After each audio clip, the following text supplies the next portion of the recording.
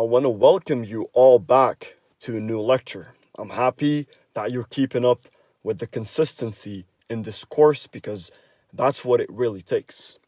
And this is going to be a very interesting lecture. I'm going to be talking about a lot of information related to emotional intelligence, not as much as we're going to talk about habits. And the reason behind that is you need to have a good understanding of the concepts of emotional intelligence and how it's linked to habit formation and habit consistency. So even though we're going to be mainly talking about emotional intelligence, but I want to show you how it can be tied up to the concept of habits and habit formation. And overall, this is probably going to be one of the most interesting lectures that you're going to go through, as we're going to go through a lot of deep ideas that might change your perspective on your emotional intelligence in life in general and how you deal with emotions and how they affect you. And I want to start off by saying that it all starts with you. It starts with you. And there's this little poem. I'm not sure who the author is, but I think it summarizes what I want to say really well. That if you think you are beaten, then you are. If you think you dare not, you don't. If you like to win but think you can't, it is almost certain that you won't. If you think you'll lose, you're lost. For out in the world we find success begins with a fellow's will. It's all in the state of mind. If you think you are outclassed, you are. You've got to think high to rise. You've got to be sure of yourself before you can ever win a prize. Life's battles don't always go to the stronger or faster man, but soon or late, the man who wins is the man who thinks he can.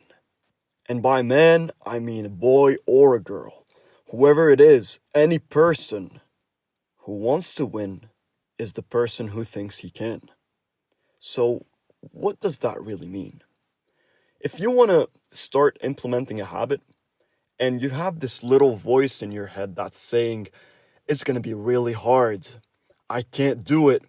It's going to be very challenging. It's going to take all my energy and I'm going to fail. I'm not going to be able to do it. Then you're setting up yourself for failure. If you don't think that you can achieve whatever you set out to achieve, it's almost impossible to achieve it. You need to have the mindset, and that's why I'm saying it all starts with you. And the first big question you need to ask yourself is, how do you feel when you're doing a certain habit? How do you feel when you're doing a certain habit?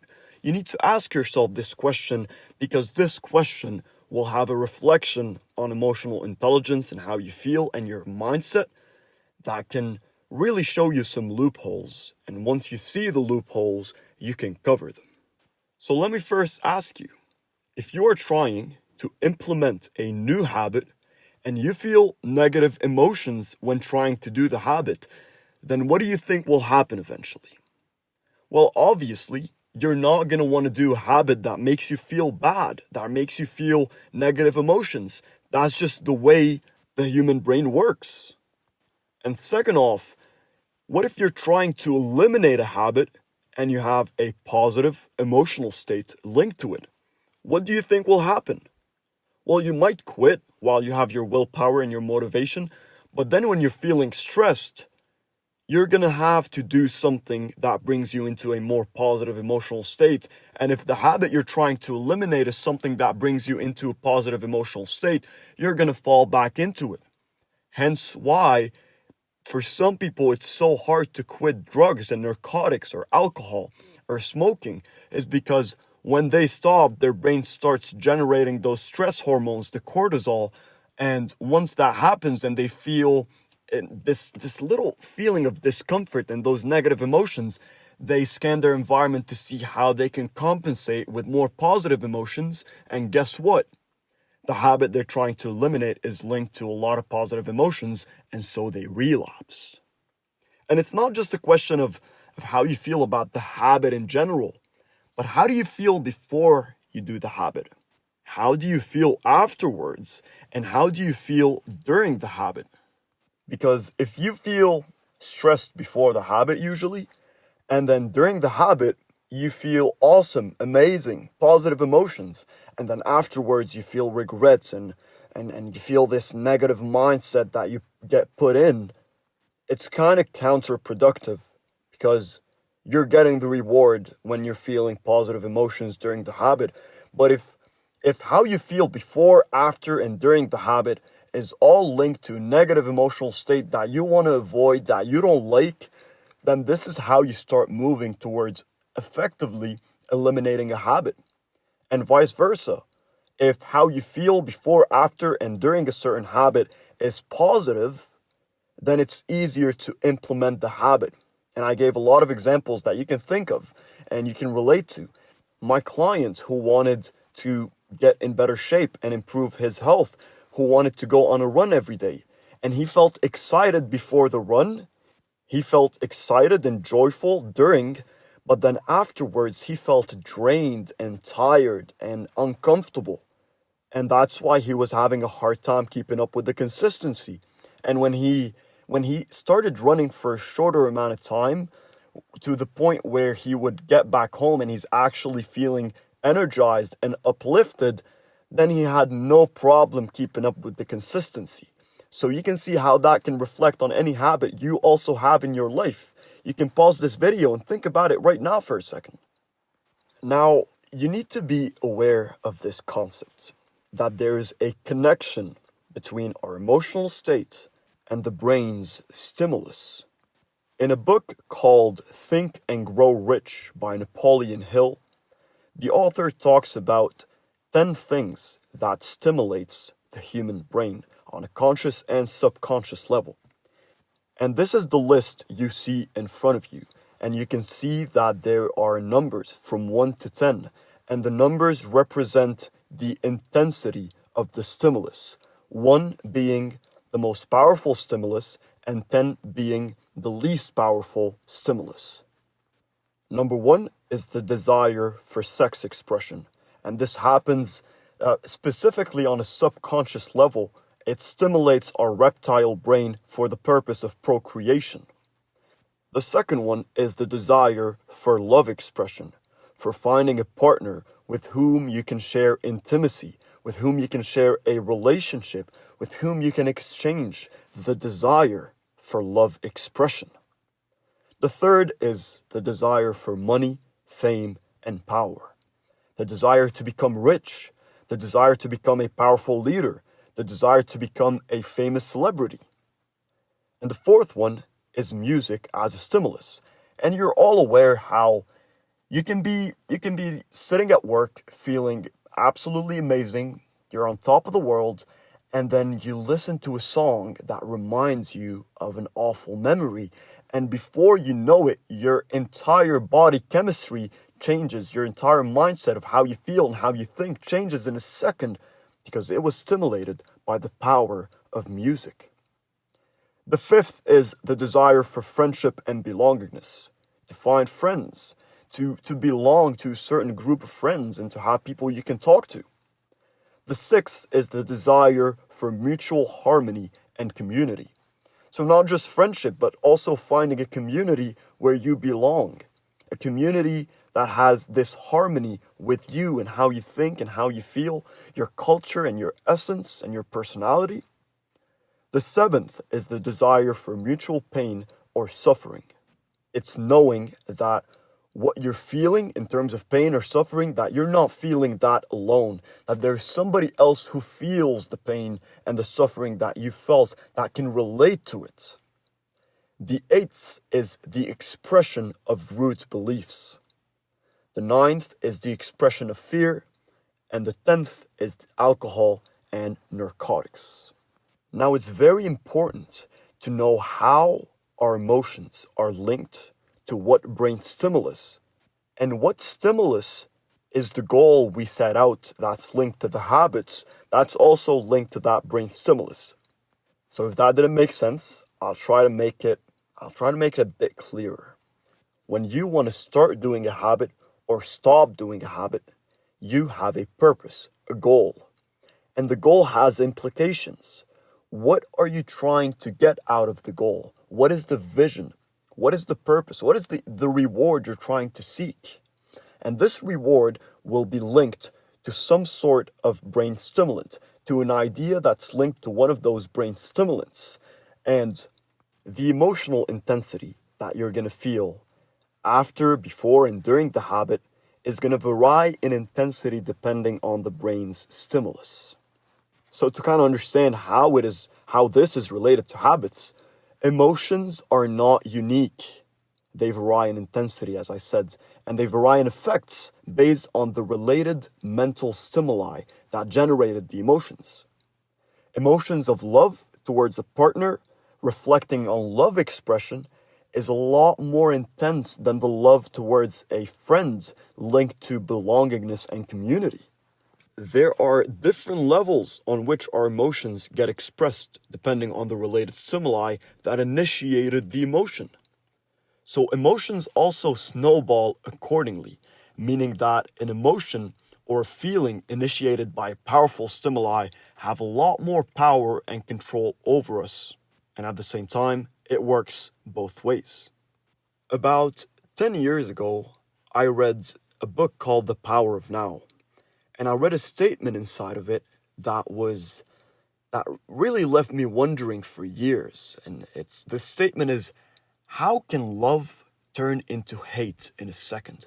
If you've been with a partner for 4, 5 years, 6 years, and you guys been in love, and then you walk into a restaurant and you see that partner cheating on you, then the love that you felt turns into hate in a second.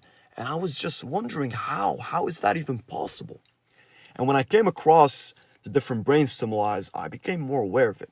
I had one of my clients who was struggling in his relationship. He was dating his girlfriend for 7 years, and they were planning on living the rest of their lives together. And then she broke his trust. I'm not going to go through the details, but she did something that broke his trust to the point where he thought about ending the relationship, but he didn't want to. He wasn't able to end the relationship because he was very attached to her. Everything in his life depended on her. So his emotions, when it comes to the brain stimulant of love expression, were linked to feelings of frustration, stress, basically negative emotions.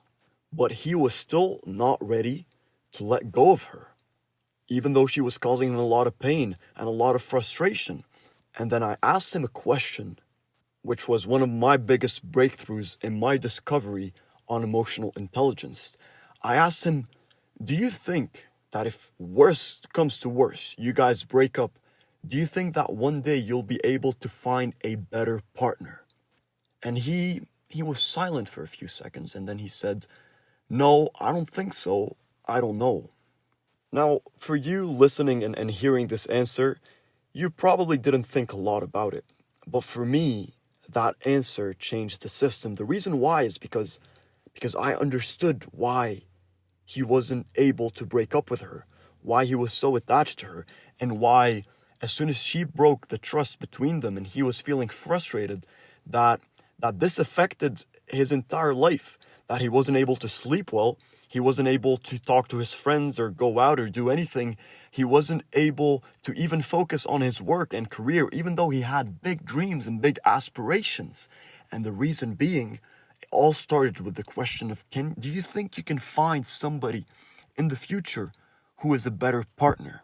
And when you ask that question, the emotions that precede the thoughts are usually generated in your reptile brain that is trying to figure out the probability of finding a better partner to mate with in the future, a better partner to express the sexual desire or the sexual stimulants of the brain with.